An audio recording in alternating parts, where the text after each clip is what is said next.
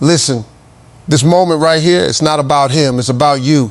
When someone disappears, goes silent, and then suddenly comes back like nothing happened, you are being tested, not by them, but by your own standards.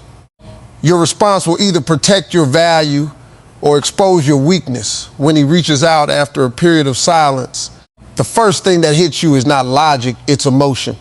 Your mind might start racing, but your feelings move even faster. You feel that sudden spark of excitement, the curiosity of why now, maybe even a sense of validation that he came back. And in that moment, if you're not careful, you will respond from that emotional rush instead of from a place of self-respect. That's where most people lose their power without even realizing it. Emotional reactions are impulsive. They are driven by attachment, memories, and the desire to feel wanted again. You might feel tempted to reply instantly, to match his energy, to reopen the door like nothing ever happened. But what you have to understand is that reacting quickly does not show confidence. It shows that your emotions are still in control. And when your emotions are in control, your standards become negotiable. Power comes from pause, from creating space between what you feel and what you do. That space is where awareness lives. It's where you get to ask yourself the real question. Why am I responding? Is it because you genuinely want to engage from a place of clarity? Or is it because you felt a void during his absence and now you're trying to fill it? That distinction matters more than anything, because one leads to self-respect and the other leads back into the same cycle. When you slow down, you shift the dynamic. You remind yourself that his message does not define your value and his return does not require your immediate attention. You are not obligated to respond right away just because he decided to show up again. You are allowed to take your time, to process, to observe. That patience is not a game, it's emotional discipline. Responding from power means your reply is intentional, not reactive. It means you are grounded in who you are, not pulled by what you feel in the moment.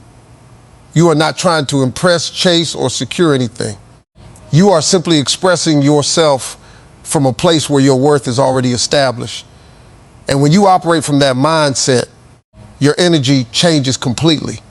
You stop being someone who reacts to attention and you become someone who chooses how and when to give it.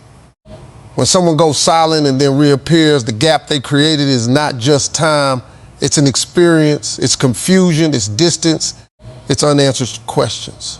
And if you ignore that gap by responding instantly, warmly, and without hesitation, you send a message that none of it mattered. That your presence is constant, no matter how inconsistent theirs is. That kind of response may feel natural in the moment, but it quietly lowers your value over time. People learn how to treat you based on what you tolerate and what you reward. If disappearing has no consequence, it becomes a pattern. Not because they are intentionally trying to hurt you every time, but because they have been shown that they can leave and return without losing access.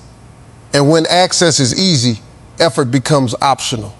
That is how imbalance begins. One person invests in consistency, the other invests in convenience.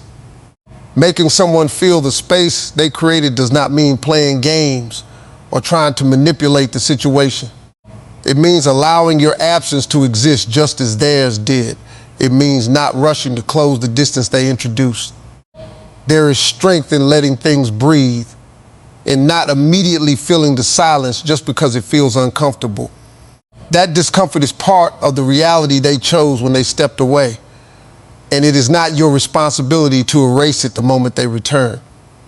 Taking your time to respond is not about punishment, it is about awareness. It shows that your life continued, that your time has value, that your attention is not automatically available on demand. When you don't react instantly, you shift the energy from urgency to intention. You create a subtle but powerful boundary that says, my presence is not something you can pick up and drop whenever you want. At the same time, this approach forces you to stay grounded. Instead of getting pulled into the excitement of the moment, you stay observant. You give yourself time to notice how they show up, what they say, and whether their actions match their words. You move from reacting to evaluating, and that changes everything about the dynamic. The gap they created is part of the story, and how you handle it determines what comes next. If you close it too quickly, you erase the lesson. If you respect it, you reinforce your standards. And when your standards are clear, your energy becomes different. You are no longer someone who is simply available. You are someone whose presence has weight, someone who understands that consistency matters more than occasional attention, and someone who does not allow silence to be dismissed as if it never happened. When he finally reaches out, it's easy to get caught up in the words themselves. A simple message can feel meaningful because of the silence that came before it. Your mind starts filling in the gaps, trying to assign depth to something that may not actually have any. That's where most people go wrong. They focus on what is being said instead of understanding why it's being said. Words on their own are easy to send. Intention is what gives them weight. The weak version of you listens with hope. It hears what it wants to hear and ignores what it should question. A hey can feel like effort. A miss you can feel like accountability. But when you step back and look at it clearly, you realize that neither of those things actually explain the silence. They don't acknowledge what happened, they don't show growth, and they don't demonstrate consistency. They simply reopen communication without addressing the gap. Reading intention requires you to detach from the emotional meaning you want to assign and instead observe the situation as it is. Ask yourself what this message represents in the bigger picture. Is this someone who has reflected, taken responsibility, and is now showing up differently? Or is this someone who is reaching out because it's convenient, because they're bored, or because they want to see if they still have access to you? The answer is rarely found in the message itself. It's found in the pattern of behavior. Consistency tells the truth that words often try to decorate. If someone disappeared without explanation and returns with the same level of vagueness, nothing has really changed. The silence was not resolved, it was just pause. And if you respond based only on the surface, you risk stepping right back into the same cycle that caused confusion in the first place. When you focus on intention, you naturally slow down your response. You become more observant. You start paying attention to tone, timing, effort, and follow through. You notice whether there is clarity or just casual conversation. You notice whether there is accountability or avoidance. These details matter because they reveal whether this is a genuine attempt to reconnect or just a temporary moment of interest. This shift in awareness changes your role completely. You are no longer someone waiting to be chosen. You are someone evaluating what is being offered. You stop reacting to attention and start assessing value. And when you do that, you protect yourself from being pulled back into something that looks familiar but hasn't actually improved. The moment you decide to respond, you are not just replying to a message, you are setting a standard. Your tone, your timing, your energy, all of it communicates something about how you expect to be treated. Most people don't realize this, so they fall into old patterns. They respond casually, maybe even warmly, trying to keep things light and easy. But in doing that, they unintentionally signal that nothing needs to be addressed, nothing needs to change, and everything can continue exactly as it was before. Your response carries weight, even if it's short. It shows whether you are grounded in your self-worth or still influenced by the desire to keep the connection alive at any cost. If you respond as if nothing happened, you remove the need for accountability. You make it easy for him to slide back into your space without effort, without explanation, without growth. And when there is no requirement to step up, there is no reason for him to show up differently. Setting the tone doesn't mean being harsh, defensive, or overly emotional. It means being clear, calm, and intentional. There is strength in being composed, in not over-explaining, in not trying to prove anything. Your energy should reflect that you are aware of what happened, but you are not desperate to fix it or ignore it. That balance is what creates respect. It shows that you are open but not available for confusion or inconsistency. The way you communicate also determines how the conversation will unfold. If your response is overly eager, the dynamic shifts back into familiarity too quickly. If it is controlled and grounded, It creates space for a different kind of interaction, where effort is required, where clarity becomes necessary, where the other person has to meet you at a higher level instead of staying in the same patterns. Sometimes less is more. You don't need long messages to express your position. A short, composed reply can say everything without saying too much. It shows that you are not trying to chase, impress, or convince. You are simply responding from a place where your worth is already established, and that changes how your words are received.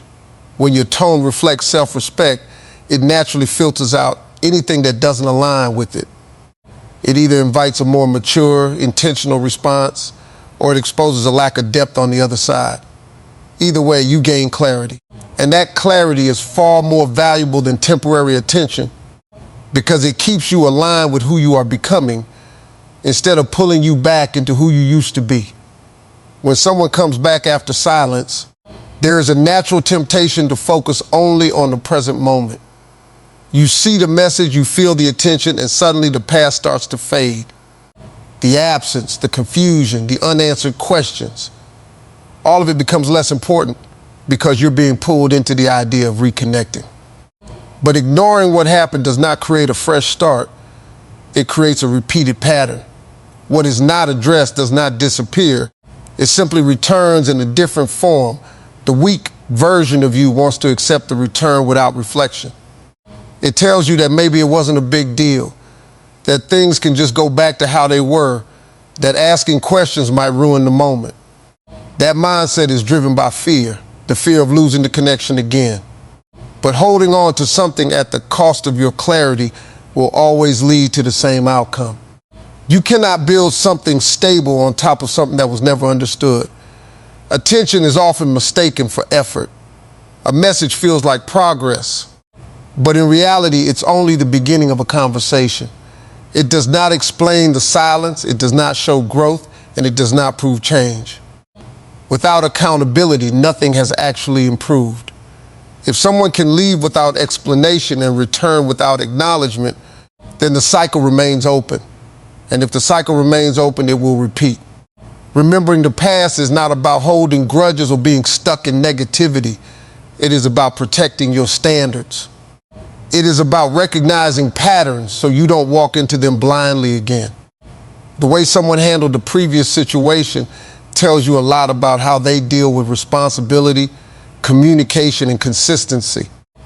Ignoring that information means ignoring valuable insight that could guide your decisions. You are allowed to move forward, but moving forward requires awareness. It means paying attention to whether anything is different this time. Are they showing clarity? Are they acknowledging what happened? Are they making an effort to rebuild trust? Or are they simply trying to pick up where things left off? These questions matter because they determine whether this is growth or just repetition. When you stay aware of the past, you stop being easily swayed by the present. You stop reacting to small gestures as if they are big changes. You begin to measure actions over time instead of moments of attention. And that shift protects you from falling back into something that feels familiar but leads to the same confusion. The strongest position you can take is one where your memory works for you, not against you. You don't ignore what happened, and you don't let it control you either. You use it as a reference point, as a reminder of what you deserve and what you will no longer accept. That awareness keeps you grounded, so your decisions are not driven by emotion or temporary connection, but by a clear understanding of your own worth and the standards you are no longer willing to compromise. At the end of all this, the real decision has nothing to do with him. It has everything to do with you. When someone comes back after silence, it can feel like an opportunity, like something unfinished is finally getting a second chance. But if you're not careful, you will start making decisions based on keeping that connection instead of protecting yourself. That's where people lose themselves. They focus so much on what they might gain that they forget what they could lose. Their peace, their clarity, their self-respect. Choosing yourself in this moment means you stop asking, how do I keep this going? And start asking, is this right for me? That shift is powerful because it changes your entire perspective. You are no longer reacting to his presence. You are evaluating whether that presence deserves a place in your life. And that evaluation requires honesty, not hope. It requires you to look at what is being offered, not what you wish it could become. The weak version of you fears walking away. It worries that this might be the last chance, that if you don't respond the right way, you might lose him again. But that fear is what keeps you stuck in cycles that never truly fulfill you. Because when you make decisions from fear, you lower your standards just to keep something that isn't giving you what you need. And over time, that creates a quiet dissatisfaction that you can't ignore. Choosing yourself means being okay with losing anything that does not align with your values. It means understanding that not every return deserves a welcome, and not every connection deserves another chance. Just because someone comes back does not mean they have grown. Just because they reach out does not mean they are ready to show up differently. You have to look beyond the moment and decide whether this aligns with the life you are trying to build. It also means trusting that you will be okay regardless of the outcome. You are not dependent on his attention to feel complete. You are not defined by whether he stays or leaves. When you operate from that mindset, you stop chasing clarity from others and start creating it within yourself. You become grounded, steady, and clear in your decisions. In that space, your response becomes simple. You either allow what aligns or you walk away from what doesn't. No overthinking, no emotional bargaining, no trying to fix something that was never stable to begin with.